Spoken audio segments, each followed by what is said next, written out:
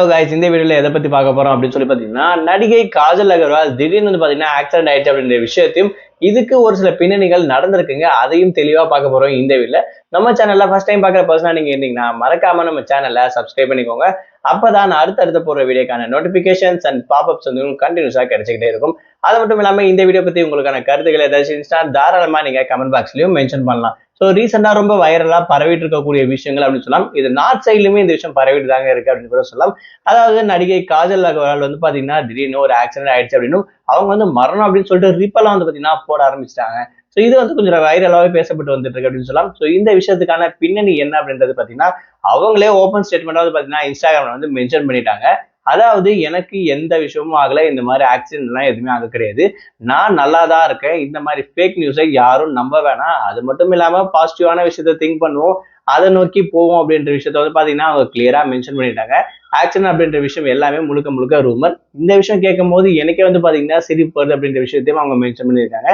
ஏன்னா அந்த அளவுக்கு ஃபேக்கான விஷயத்த வந்து பாத்தீங்கன்னா இப்போ ஸ்ப்ரெட் ஆயிட்டு இருக்கு ஆன்லைன்ல அப்படின்ற விஷயத்த அவங்க அனலைஸ் பண்ணிட்டாங்க. அதனாலவே இதுக்கப்புறம் நீங்க சும்மா விட மாட்டீங்க, ஸோ டைரக்டா நானே இந்த விஷயத்த வந்து பாத்தீங்கன்னா எஸ்டாப்ளிஷ் பண்ணா மட்டும் தான் வேலைக்கு ஆகும் அப்படின்னு சொல்லிட்டு அவங்களோட இன்ஸ்டாகிராம் ஸ்டோரியில இப்ப நீங்க பாத்தீங்கன்னா கூட, அதாவது இந்த வீடியோ எடுத்துட்டு இருக்கக்கூடிய இந்த நிமிஷம் கூட அவங்களோட இன்ஸ்டாகிராம்ல போய் பாத்தீங்கன்னா அவங்க ஸ்டேட்டஸை தெளிவா மென்ஷன் பண்ணியிருக்காங்க, நான் நல்லா தான் இருக்கேன், எனக்கு எந்த ஒரு பிரச்சனையும் இல்லை அப்படின்ற மாதிரி.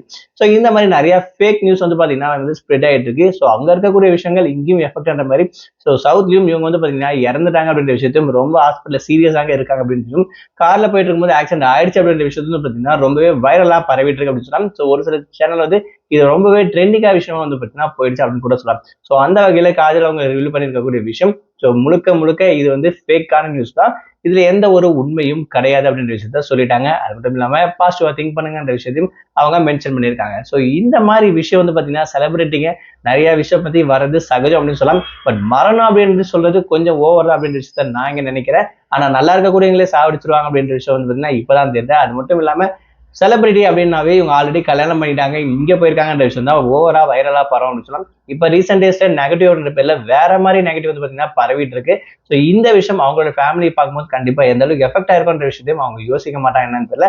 பட் ரீப் அப்படின்ற ஒரு விஷயத்த போடும் போது கொஞ்சம் யோசிப்போம், உண்மையா இல்லையா அப்படின்னு தெரிஞ்சுக்கிட்டு போகணுன்ற விஷயத்த நான் இந்த வீடியோ சொல்ல வரேன். ஸோ அவங்க இப்ப நல்லா இருக்காங்க, எந்த பிரச்சனையும் கிடையாது அப்படின்ற விஷயத்த இந்த வீடியோல தெரிவிச்சுக்கிறேன். இதை பத்தி நீங்க என்ன நினைக்கிறீங்க? உங்களோட கமெண்ட்ஸ் என்னன்ற விஷயத்த மறக்காம கமெண்ட் பாக்ஸ்ல மென்ஷன் பண்ணுங்க.